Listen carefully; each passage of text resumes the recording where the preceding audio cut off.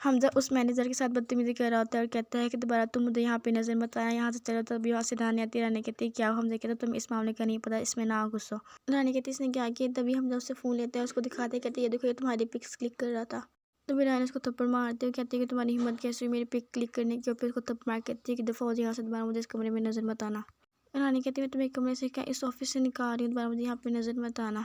حمزہ رانی کے پاس آتا ہے اور کہتا ہے کہ آج تم مجھے میرے ساتھ نہیں لے کے آئی، اور رانی کہتے ہیں کہ مجھے تمہاری ضرورت نہیں ہے، مجھے سارا آفس کا کام آتا ہے، اس لیے میں تمہیں اپنے ساتھ نہیں لے کے آئی۔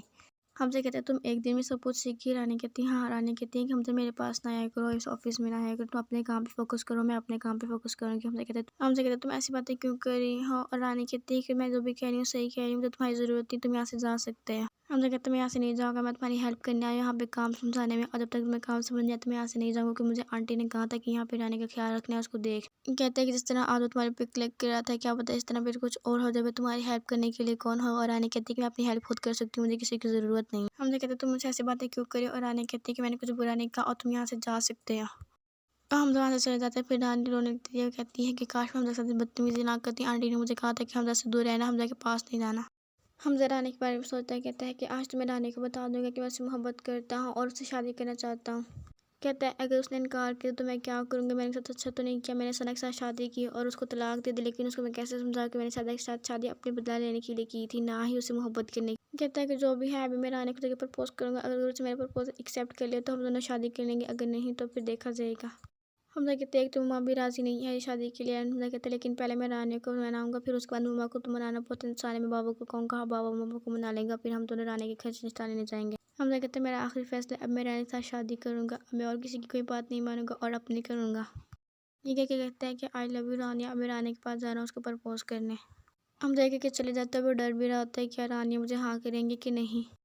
حمزہ رانی کے پاس آتا ہے اور کہتا ہے کہ میں تمہاری ہیلپ کروں کام سمجھنے میں۔ رانی کہتے نہیں مجھے تمہاری ہیلپ کی ضرورت نہیں ہے۔ حمزہ کہتا ہے کہ رانی تم مجھ سے پیار سے بات کرو، میں تم سے پیار سے بات کر رہا ہوں۔ پھر کہتے ہیں میں تم سے ایک بات کری، یہاں بیٹھو۔ رانی کہتی نہیں میں کھڑی سی ہوں، تم مجھے بتاؤ کیا بات کرنی ہے۔